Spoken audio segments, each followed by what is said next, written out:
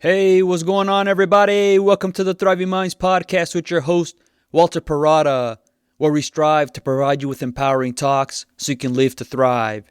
I hope you find yourself in the right frame of mind, focusing on all the things within your control. And remember, if you enjoy these empowering talks, make sure to subscribe to our podcast and our YouTube channel. All right, so today we're going to be talking about knowing when to move on. So there's going to come a time in our lives we're at a crossroads, trying to figure out, should I continue down that path that I'm on, or is it time for me to pivot and go in a different direction? The many possibilities of each path can be very overwhelming because of the many different aspects and unknowns that affect how things could unfold. We want to know that we're making the right choice, a good choice, or at least a decent choice, because it reinforces that we can navigate our lives. The more that we can do this well, the better we feel about ourselves and our future. It makes us feel empowered that we can better position ourselves going forward. But when we feel we make the wrong or bad choice, it's a painful reminder of our inadequacies, that can take over our thoughts and kind of keeps us stuck there. The more this happens, the more likely it is to continue to stay on the path that is known, because it limits surprises. It's ensuring a level of familiarity and certainty that can be relied upon, even if it means just being tolerant to things. You might not be happy, but you're okay with it. And this could lead to making less choices or deferring choices to limit putting that pressure on yourself of, if it doesn't work out, it won't be on me. It's somebody else's fault or some other factors outside of my control. While this seems like a reasonable approach, it's foregoing the power that you do have, which eventually will catch up to you, and it's going to be felt heavier much later on. Typically the thoughts of all those times that I chose to forego, all those things that I could have done, I should have done, it starts to linger, and it's also known as regret. While in the moment it seems like you're making less choices or deferring choices, you're still making a choice because it was decided to stay with the default. It was decided not to do anything, and you just go with what's familiar. A simple example is just being unsure of what to eat. It could be having so many different choices that it becomes so overwhelming, or deciding between two options. Not choosing between either scenario still means you made the choice of doing nothing. Both ends of the spectrum is what makes us pause. It's recognizing that it's a pivotal moment that will have a big impact on the short, medium, and even the long term. Whether it's deciding to take that promotion at work that increases responsibility, or that it requires you to move to a different part of the country, deciding whether you should go to college or should you start working. If you go to college, what college? If you work, where will you work? If you're at a miserable job and you want to quit, will you have another job lined up? Or are you just going to quit one time and, figure things out as you go?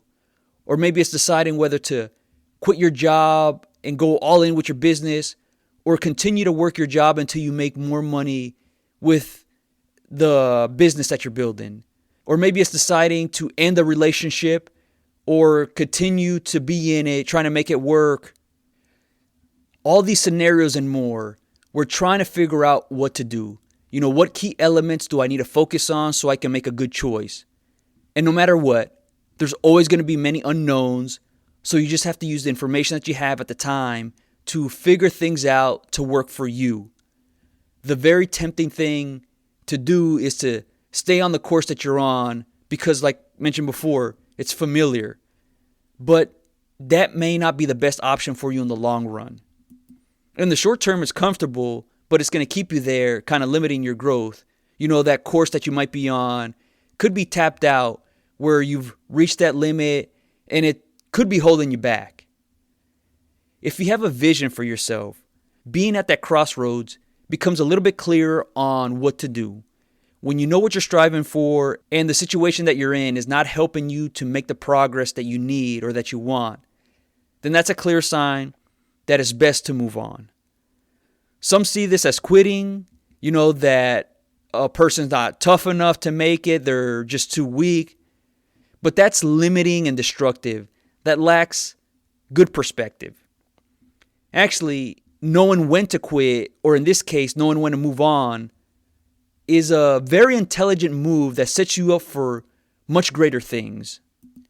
I know I reference sports quite a bit, but that's because you can clearly see how growth is directly related to players, coaches, and a team's overall success. There's many stories where individuals and teams face adversity and setbacks, and by them responding accordingly to each situation, learning from their mistakes, they're able to work on their weaknesses, correcting mistakes, so when they come across a similar situation, they're better prepared to handle them. While at the same time, they're still playing to their strengths. One of the fascinating things in sports is as the season progresses, more information is being accumulated of everyone involved. Games and even practices are recorded to capture more data to figure out the tendencies of players, coaches, and just teams in general. So a common thing that many teams do, or just many players, people in general do, is that they're play to their strengths.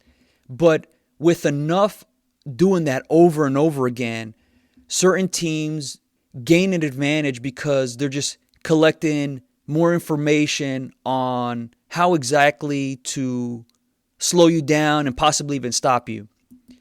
And what helps a team gain an advantage is when they can break certain tendencies in certain situations, even in the things that they do well, because this gives them, that advantage because other teams may be unprepared for that type of surprise. And one of the fundamental things that these teams, these players, these coaches do to overcome adversity is when things are not working, they're going to keep trying something different until they find a formula that works.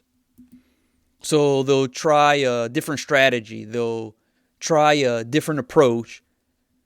Some might be slightly different and some might be a drastic change. But no matter what, they're working to see what's that right note that they can hit on. And this is part of knowing when to move on. Something's not working, then I got to try something different to get the result that I'm striving for. There's very well-known players at the collegiate level like Baker Mayfield, Joe Burrow, Kyler Murray, Jaden Daniels.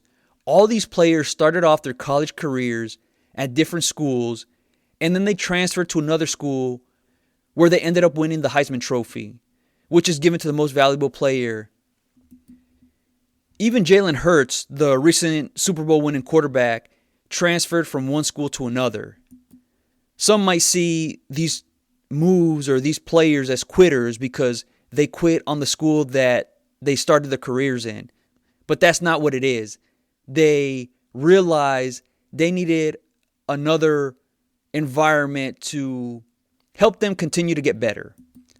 So while all these players had different situations and adversity that they were faced with, what they all had in common is that they just needed another environment, another fresh start to help them grow and develop as players.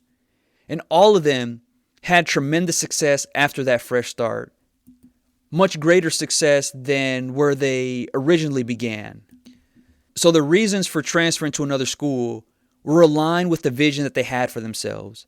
They evaluated where they started their college careers was capped and that they needed to find that right fit for their growing needs. So at first instance of adversity, they were all able to work through it, and that helped them further develop their mental resiliency. But after so much trying to make things work, they each moved on accordingly. Some stayed on longer than others, but that's all based on the individual's needs. Joe Burrow and Jalen Hurts have very inspiring stories. Joe Burrow, he was a backup quarterback at Ohio State University for 3 years, and he knew he can compete at a high level. But the system that he was in the coaching staff, maybe they saw he needed more time to develop. And Joe, he loved his time at Ohio State, but he knew he wanted a chance to be the starter for a big college program. So when the time came to stay or move on, it was a tough choice for him. Ultimately, while he was comfortable in his home state of Ohio, the vision he had led him to find that right program, and he eventually transferred to LSU. His first year at LSU, he did solid, nothing great, but kept improving throughout the season. In his second year, he had one of the best years in college football history. That year, his growth was just so explosive. I'm having a hard time remember what other quarterback had that big of a jump from one year to another. And what's interesting about his growth is it wasn't so much from a physical standpoint, but from the mental side of the game. He just understood the position, the game, and what opponents did in general that elevated his performance. And he still took the things he learned from his time at Ohio State that allowed him to execute on the little things. Jalen Hurts also had a tough journey, going from a starting quarterback as a freshman at the University of Alabama. He led them to the national championship that first year.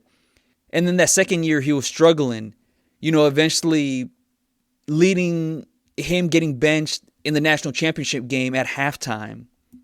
I think for many of us, that would have been a big blow to our confidence. But what was amazing is his response during this time. It was just so incredible, really.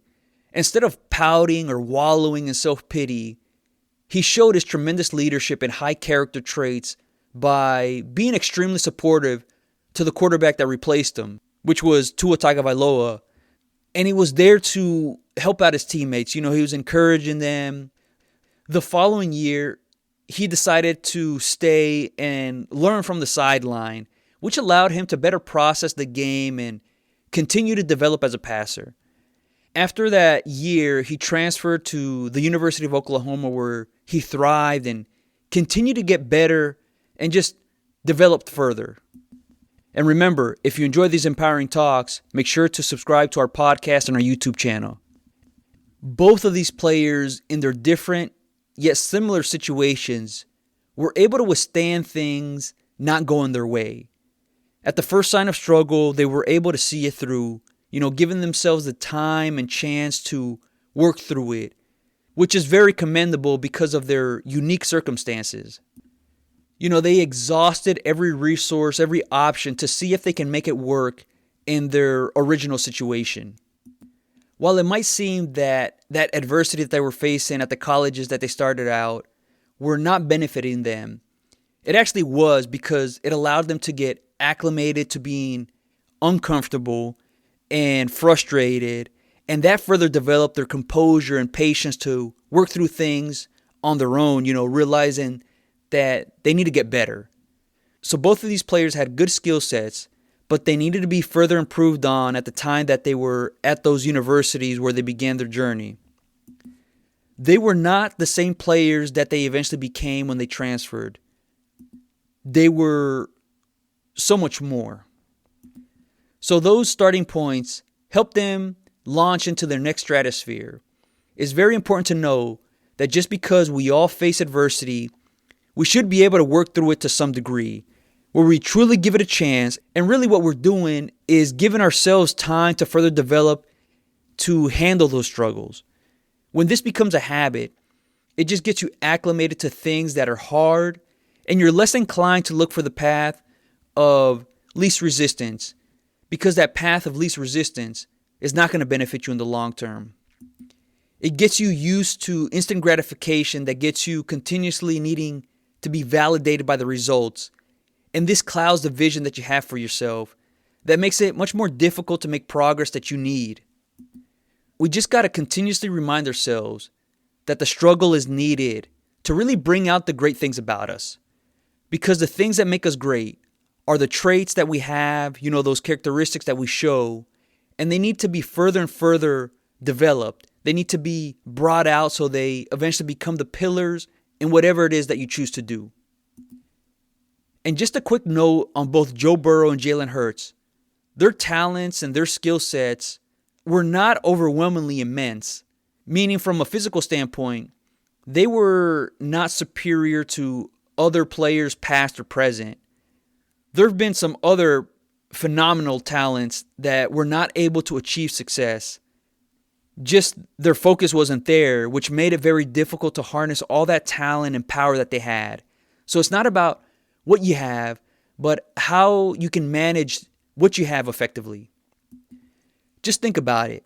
It might be very enticing to want to drive a Formula One race car, but that's a lot of power that needs to be understood, how to control and navigate, so you can have a very fun and exciting experience. If not, there's the potential to really go off the rails and crash, because that's a lot of power at your fingertips and at your foot. But both Joe Burrow and Jalen Hurts, their big strengths was the mental side of football. They each did it in a slightly different way. Joe Burrow was great at processing a lot of information to identify weak points in the defenses that he was attacking. And Jalen Hurts was really great at understanding situational football, knowing when to take risk, when to play it more safe, because he'll play to his team's strengths. So he knows how to drive that big semi-truck to get everyone to their destination. You might find yourself in this type of situation somewhere along the line. Maybe you've already been there or still have yet to happen. But you can use this as a reference point to understand that the struggle is needed to help you figure out, is the situation that you're in conducive to your vision, to the goals that you want to accomplish, to the things that you want to do. If it's not, you can move on from it by identifying that right place, that right fit. But it's making sure that you're exhausting every option in your current situation. Because sometimes you might have a breakthrough and you're able to overcome those challenges that you're facing. This might make you realize that maybe where you're currently at, it is that right fit, and it just took some time for you to work through it. But once you've continuously tried over and over again, and then realize you're not making the needed progress that you want or that you need, and it's going to be important, this is all relative to what you think, then you can really start to figure out your next move. Give yourself the time to think things through thoroughly so you're aware of the risk that comes with moving on to another place. Because things are not always as grand as we might think they are. If I make this move, things are going to turn out like this. But at least having an understanding of that, you become more comfortable with your choice to move on. And just know that whatever you choose to do, whether to stay, whether to go, it's going to be difficult because there's many unknowns that are going to pull at you for your attention. If you decide to stay, there's always going to be that lingering feeling of, man, what if I would have taken that chance? Taking that job opportunity with that different company or going for that promotion or starting my business. And on the flip side, there's if you go through with moving on and at any point that there's some sort of struggle, the thinking could come on of like, man, what if I would have stayed where I was at? I had everything set up for me. I could function at what I did. So this is part of what makes deciding to stay or go very difficult because of all those what ifs, all those unknowns. And we just got to understand that we're not going to know many things beforehand. And we just got to be confident enough to go with whatever decision that we make. Because if there's a constant second guessing of what if this and what if that, that's only going to feed the self-doubt. That makes it more and more difficult to make good decisions going forward. And that could lead to deferring to making choices. And remember, deferring is still choosing. So take it upon yourself to use the power that you have so you can live invigorated. Some signs that might help you realize when it's time to move on from the situation that you're in is if it's feeding self-doubt. If you're constantly exposed to negativity, to hostility, to really just restricting the things that make you awesome. If there's a sense of fear, if there's a sense of being inadequate in the environment that you're in, that's a clear sign that it's really time to move on. or if you lack a person that you can trust in to have meaningful conversations to help you work through some of those struggles that you're up against. It's a very isolating feeling when you're experiencing some of these types of things and you have no one there to discuss it, because it just magnifies what you're feeling, what you're experiencing, that makes it like it's all your fault. It's only your problem. Remember that an environment needs to be conducive to you. It needs to fit your needs, maybe not all of them, but there are certain aspects that need to be addressed where they align with the things that you value. If you don't know what you value, then it makes it very difficult to know what it is that you really need. So take the time to figure out that for yourself. And that's going to really clearly identify what's acceptable and unacceptable to you, so you know what exactly to gravitate towards and what exactly to move on from. Another sign that is going to help you figure out if that environment that you're in is ill-suited for you, if there's a lack of direction and leadership, or just a mission statement of what it is that the organization is striving for. And no, it's not just about making money or getting good grades, but it needs to be something specific that you and everybody else can identify that unites people for a common cause. Towards the end of my time in agriculture, working there, I was fixated on this because it helped to bring people together. Something more than just a job task that needed to get done. So this agricultural environment, the tangible thing that people were working towards was to harvest a crop as quickly as possible. And that's it. And that was the emphasis. Just how many acres can get done in a day during that harvest period. And then everything else was left to the wayside. So the things that were abandoned were things that were super important, like cultivation of the crop, taking care of it. It was just completely neglected. There would be many fields and certain sections of the fields that were suffering in health, and this affected the amount of yield that directly resulted in the productivity of the farm. This led me to creating my own mission statement of what I was striving for while I was working there. And that mission statement was to create an environment where people can thrive to produce a sustainable crop. Once I realized that everybody else that was running that organization, because they weren't leaders, they had no clue what intangible thing they were after, that made me realize, you know what, Walter, it's time to move on. These are just some examples that can help you identify specific areas that are sounding the alarm that you need to pay attention to. In every job that I was at, where I moved on, there was always these early signs in the beginning, but I would try to silence it, try to override it, because I was thinking I was making more than what was there. I was just magnifying it, making mountains out of molehills. But as time went on, I would be talking to other people, kind of opening up on some of the issues that were going on.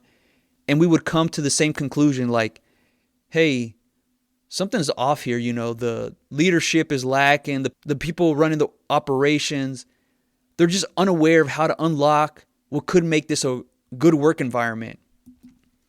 So as the years went by, I would continuously, be quick to try to silence what was clearly evident, because I thought it was just negativity that was coming out. But really, I was ignoring myself. I was ignoring the things that were important to me, the things that I value, and that led me to distrusting myself. That took a while to regain, that belief within me. During this time, it was this very real internal struggle where in my head I was fighting, yes, no, it could be this, no, it's not. And that confused me on what direction to take. So that's why I was stuck there. I stayed in what was familiar for a little while. So I would let things play out. I'd tell myself, hey, Walter, this is just a rough patch that you're going through. You'll figure it out. You can make it work. And then it just became clearly evident that, Walter, it's not you that's the problem. It's the fit. It's this environment that you're in.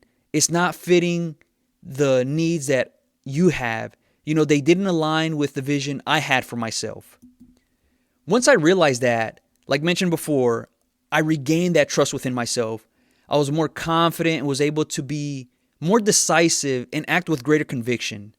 And this really helped me with the mistakes and failures that I had going forward. I had a strong foundation that allowed me to rebound from some of these setbacks.